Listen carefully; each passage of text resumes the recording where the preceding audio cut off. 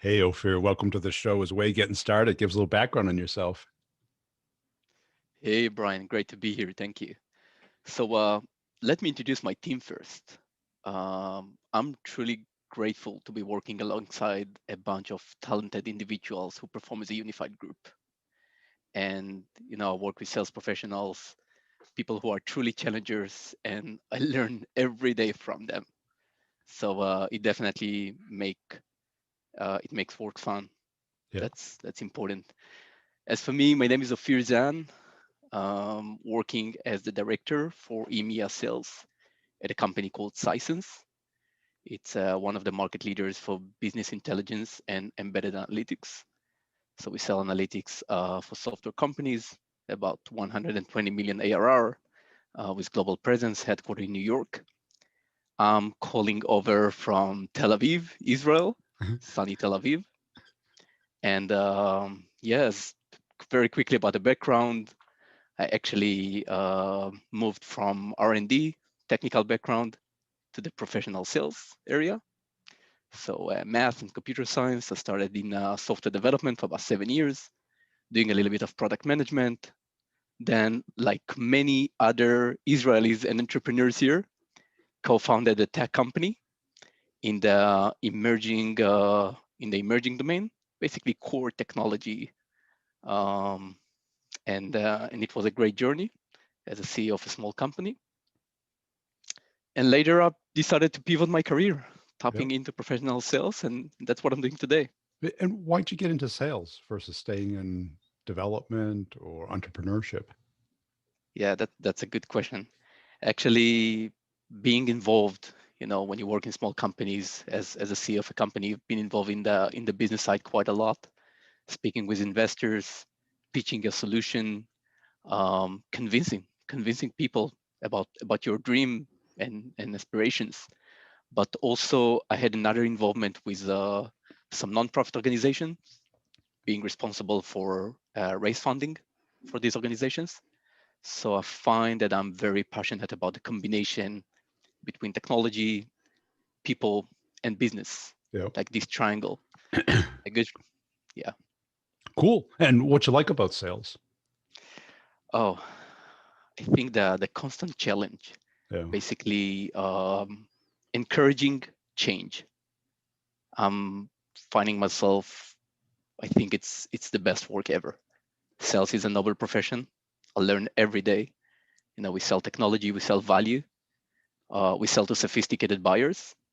So, so for me, it's huge working with the best people and learning every day. Yeah. And why did you go into leadership? Leadership, uh, it felt natural to me after being an individual contributor. I actually grew from the team, so I know the guys pretty well.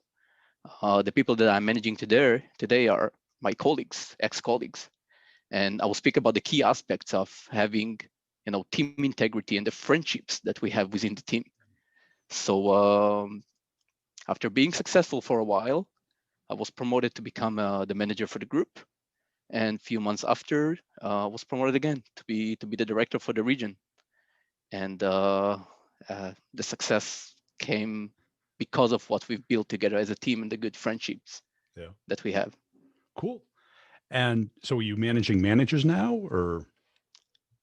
Not yet. I'm managing a team of 7 individual contributors, a combination of both senior people with a lot of experience and also some time within the company.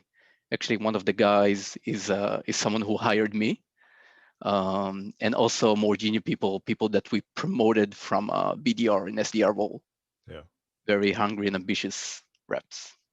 And I take it you have some strong feelings about sales and sales leadership? In terms of what? Everyone's got a different opinion about sales. Sales is like, politics and sports. Everyone's got a real strong opinion and it's kind of unique. Yeah, yeah. Some people think it's, all about personality, or some people think it's all about analytics. Some people,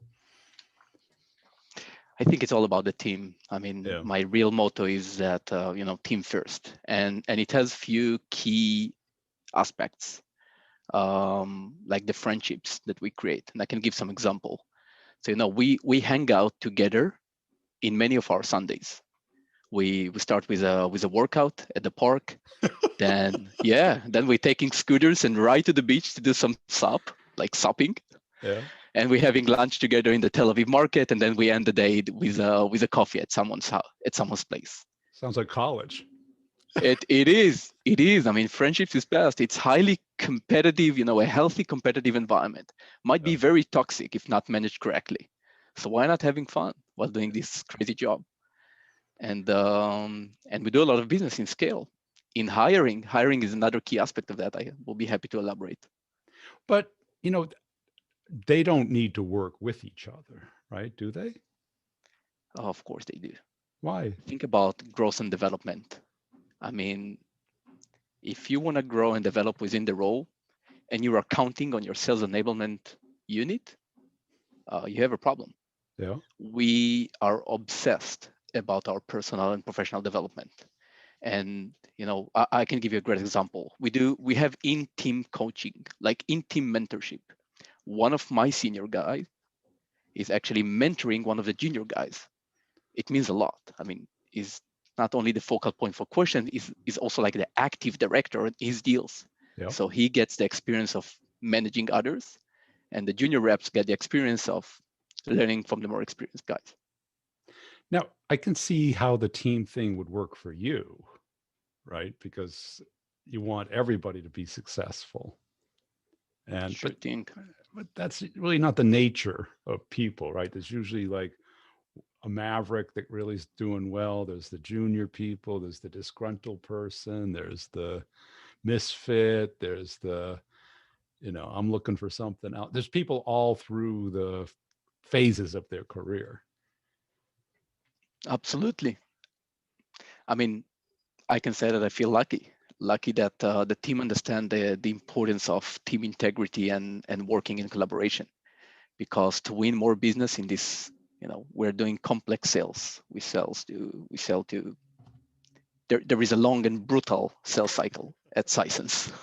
Actually relates to the name of the podcast. It is a brutal sales cycle. We sell in a highly competitive environment. It's a premium product. Our buyers are CTOs and CFOs and CFO and CEOs of successful software companies.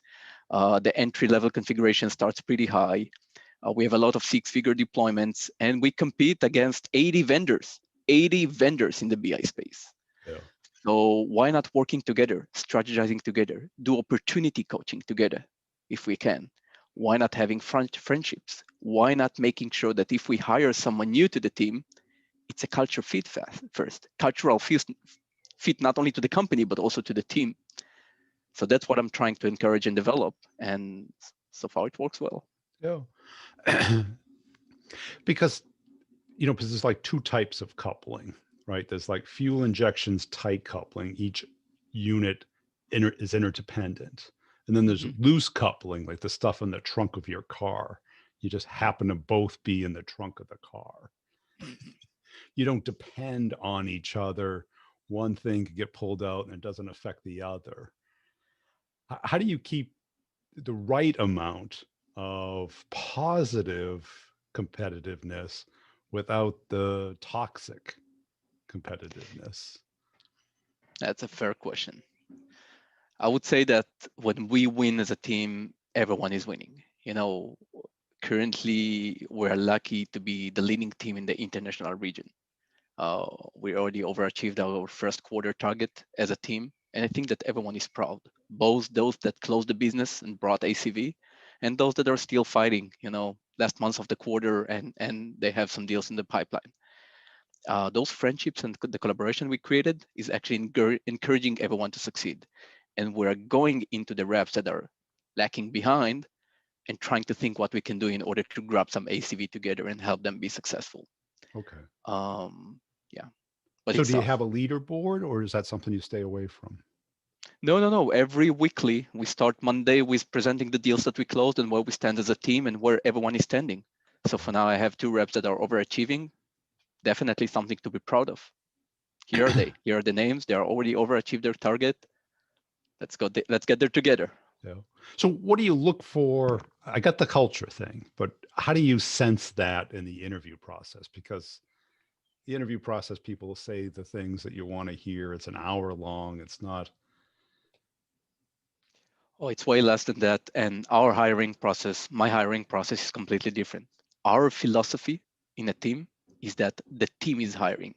Even when posting, it's not I'm hiring, my team is hiring. And, because the team is a critical part of the hiring process. What we usually do, it also related to team culture, by the way. Like after the initial intro call, 30 to 45 minutes, I send the candidates to meet with AEs on my team, so both parties can feel the cultural fit and chemistry. They're an inherent part of the sales cycle of the hiring process. Yeah. They meet the prospect first, at least two of them, and this is how we just hired 3 new reps. And but what do you look for in their background? Is it particular things? Because it sounds Coachability. Number coachability. one is coachability, Yeah. and it's not related to age. You might be surprised, but maybe not because you're super experienced, but it might be like a 25 years old person or 50 years old. If they are coachable and hungry enough, that's okay for me. The vast Yeah. majority of our business comes from outbound. We don't get like marketing leads. So we need to hunt, we need to do prospecting, we need to pick up the phone. Uh, that's what I'm looking for. Yeah. And the coachability, that can kind of be faked. There's a lot of videos on how to, you know, play that game. Someone's going to give you a thing, you do it, then you ask for back feedback. As there, because I agree with you. And I've kind of interviewed a lot of people, and there seems to be certain things in their past where they had to take coachability, musical, drama, debate, athletics, military. Spot on. I Yeah. think these are good indication for past experience and coachability. But also, one way for me to test like real coachability is by providing a constructive feedback that is quite deep. So when someone is doing a simulation or demoing the product against me, then I go and write 20 bullet points after and see how he reacts, or she reacts. How do they react to that? Like what kind of questions they have? Do they really care about the feedback? Do they own it and accountable for what happened? That's a good indication for checking and by facial expressions, body language, the tone of their voice. Do they jump into your words or just really listen to understand what a counterpart has to say? And there's the other side of coaching where they almost have to be told what to do because you want them to be coachable, but you don't want to have to guide them every step of the way. They need to be Totally. somewhat autonomous, but yet when be able to take feedback. Yeah, that's on the leader, right? That's on us to make Yeah. sure that we are asking questions rather than you need to do that and that. Um, for sure. And what type of exercises or patterns during the week? I got the bonding on the weekends. And that's great, right? Because that is when you cut through or you build up the amount of trust that you can understand someone's intent, that someone's intent is that they want to make you better versus they just want to criticize you. Because coaching and criticism can be viewed as the same thing, Hmm. but and it's really on the recipient, the giver too. But the closer you can be to the truth, the better, because that's the fastest way to get there. If you have to baby step and oh, you did a really good job, but there's one little piece, you got to. you know, um, if the coaching comes from the team, and you as the one who's being coached get to receive feedback from multiple people, then it might be even more interesting. And this is why I send them, take this opportunity that you have in advanced stages, run it by Evan, run it by Josh, see what they have to say. Yeah. I would say that we also have a very active Slack channel where we share best practices and useful tactics for prospecting, for instance, but we also share knowledge that is outside of sales. It might be related to we create this strong relationship within the team that people trust each other. So when someone has something to say as a constructive feedback and not a criticism, they really listen to it. Yeah, I like that. And how about as far as, you seem to have a great team, and a team is like a tribe, and humans and mammals are tribal creatures. And that's a very powerful thing, especially because when you create that us versus them. But the critical part is, who is us and who is them? Is them your competitors? Is them the other teams? Is them the client? I mean, we want to win. So, we're here for the bottom line. Some people tap into sales not for the right reasons, but we do care about our performance and the commission that we can get out of it. We do compete with the other teams for sure. We try not to compete within ourselves, within the team, although it is a competitive environment. So I like, like to intrigue people, like, look where he stands, in Yep. a friendly way, because we are friends, we can speak about it, we can laugh about it. And I don't know about others, but I'm waiting for Monday morning. I think that's a great indication. Well, I'm literally waiting for Monday morning I because used it's to, fun. I'm gonna meet my friends. I had this gimmick that I had when I was a team leader. I made sure every rep knew who their competitors' names were, Mhm. where they lived,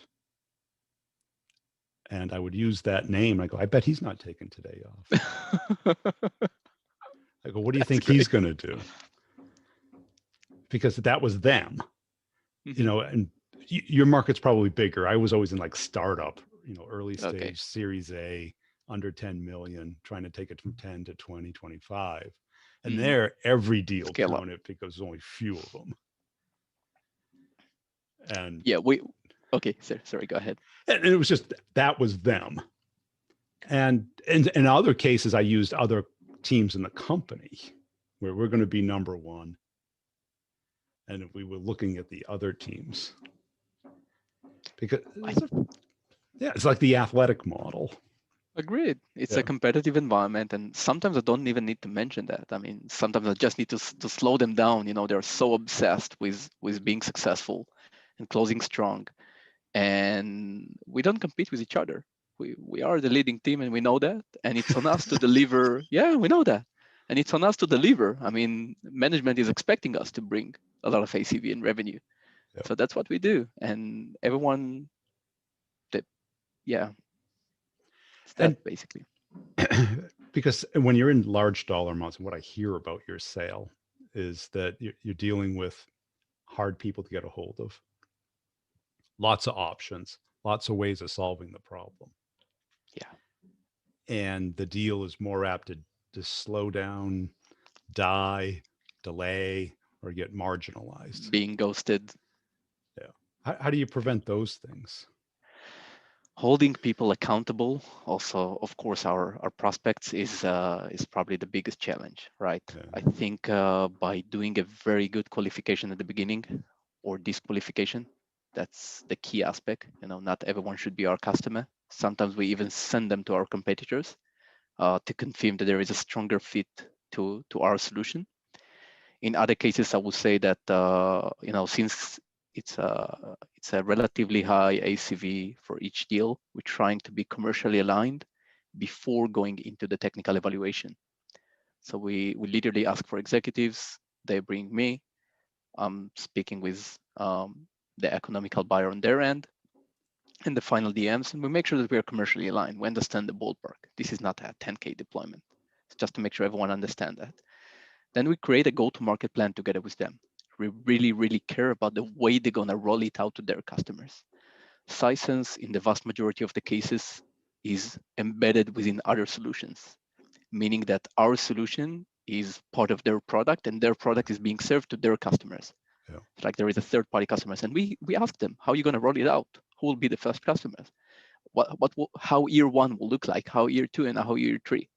And by really understanding deeply their business, we also allowing ourselves to create a go-to-market plan or a close plan together with the prospects, with dates, responsibility. It's an accountability plan. Yeah. And what's the hardest part of your job? Um, I think the prospecting piece is tough. Yeah. Especially for the more senior guys. Pick up the phone, getting the prospect, getting a lot of no's along the way. It requires a winner's mindset. Yeah. And if you're not a winner, you won't succeed in this tough role. And how do you either soften that or develop that?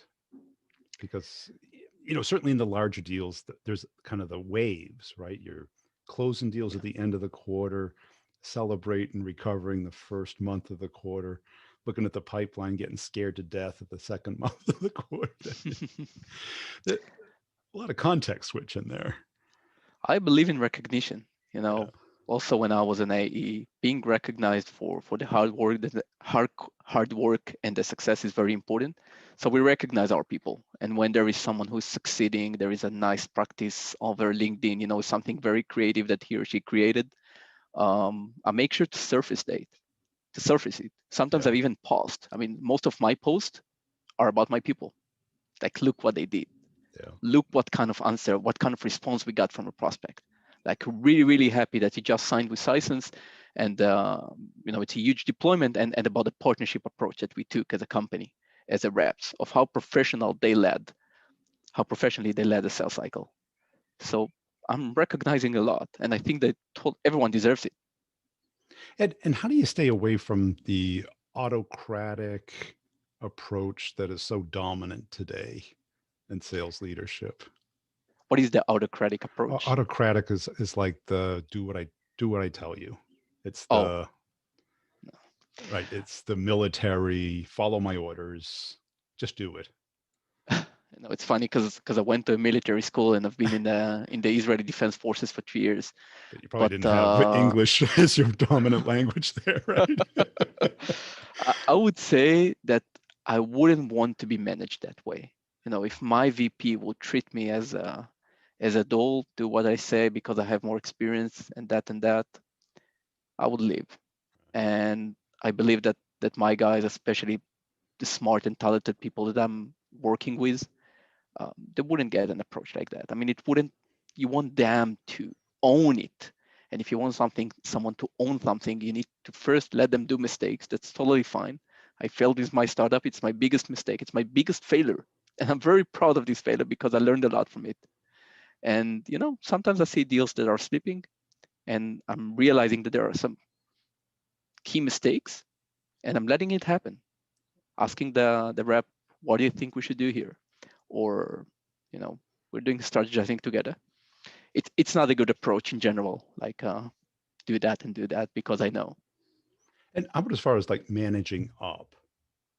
Is your approach consistent with the company's philosophy, or is it kind of unique? Is it?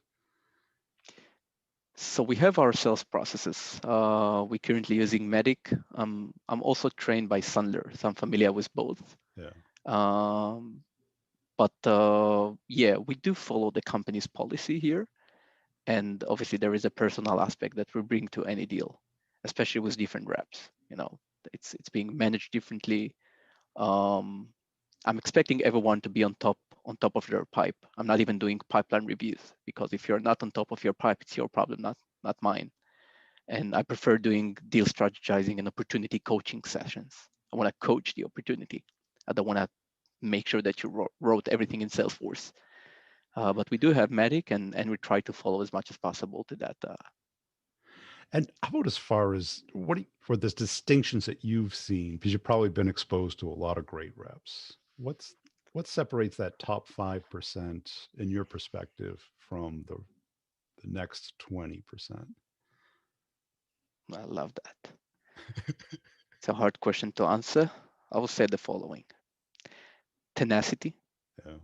Tenacity is important. Like, you need to stay on top, and you need to be the second piece. Will be probably fearless, like literally fearless. You're totally okay with no. You will knock on the door and you will find the window and you will get there. And then not being emotionally involved, like making sure, especially in a negotiation, we want to make sure that we're not leaving money on the table. I'm a huge fan. Chris was here, and I'm now reading Start with No. And reps that are emotionally involved with their deals are delivering glass. And the coachability piece that I mentioned. Yeah. Coachability, like believe that you can learn every day from everyone, because that's the truth. And if you truly believe in that, you can develop way faster. How about like the softer skills, the empathy, curiosity, the ability to put themselves in the client's perspective? Because Beautiful. I think, uh, yeah, sorry. go ahead, It's finish. part of an in-depth discovery, right? Discovery is 90% of the sales. And in order to do a very good discovery, you really need to be curious about the other side, business. We are lucky as a company to deal with many verticals and domains. So it might be an AI company or a healthcare company or a financial institution or asset management. So you need to know when you get to know different domains. If you're not curious, you won't learn. I mean, the prospect will feel that. Yeah. Empathic is very important. I mean, especially nowadays in this unique economy, people have more time because they work from home. So they pick up the phone.